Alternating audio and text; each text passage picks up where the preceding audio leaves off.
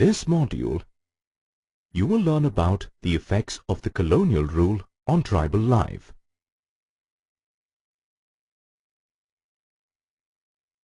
Meet Mana, a tribal from the Baiga tribe. He now goes to school and life seems good. But it wasn't always this way. His grandfather told him the horrible tales of the British colonial rule on India and how it affected their lives. Let's see what Mana has to tell us. My forefathers were Joom, or shifting cultivators, and were very content till the British rule changed their life. The British wanted the tribals to settle in one place so that it would be easier for them to control us. They even introduced land settlements for the regular supply of revenue. Some of the tribals were allocated lands and were declared landowners, while many others were declared tenants. My grandfather and others didn't take this lightly. It was difficult to practice settled cultivation in the mountainous regions because of dry soil and water scarcity. Many Joom cultivators from northeast India even rebelled against the British, who ultimately had to agree to their demands and allowed them to practice shifting cultivation in some parts of the forests.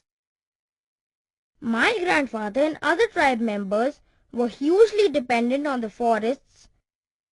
However, the British declared all forests as state property and classified certain forests as reserved. The tribals weren't allowed to move about, practice cultivation, hunt, or even gather fruits in these forests. This forced many of the tribals to move to other places in search of livelihood and created a scarcity of laborers for the British. But the British found a solution to this problem too. My grandfather, along with others, was allocated small patches of land near the forest for cultivation, and in return was asked to work for the British.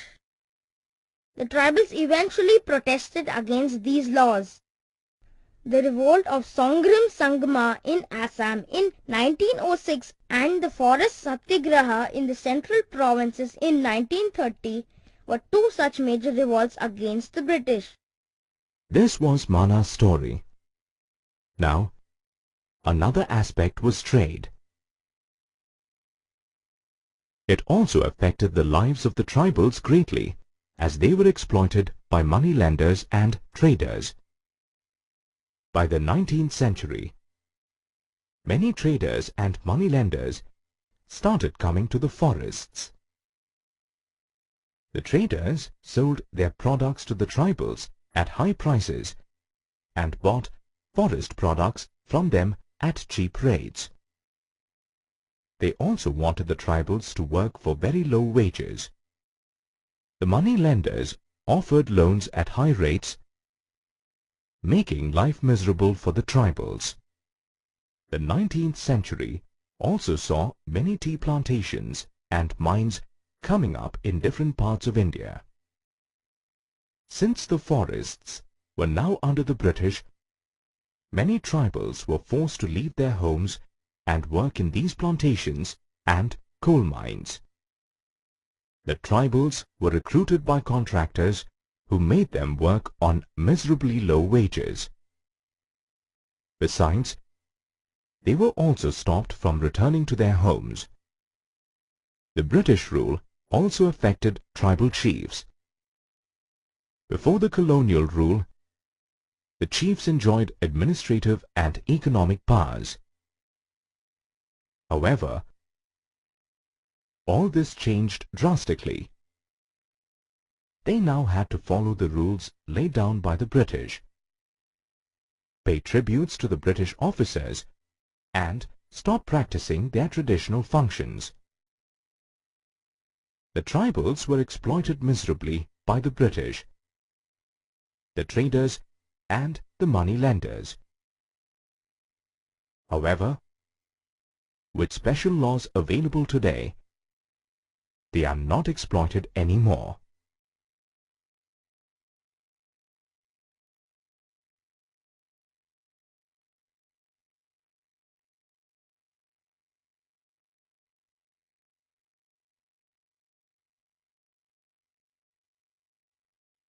you have now reached the end of the module on colonial rule and tribal life.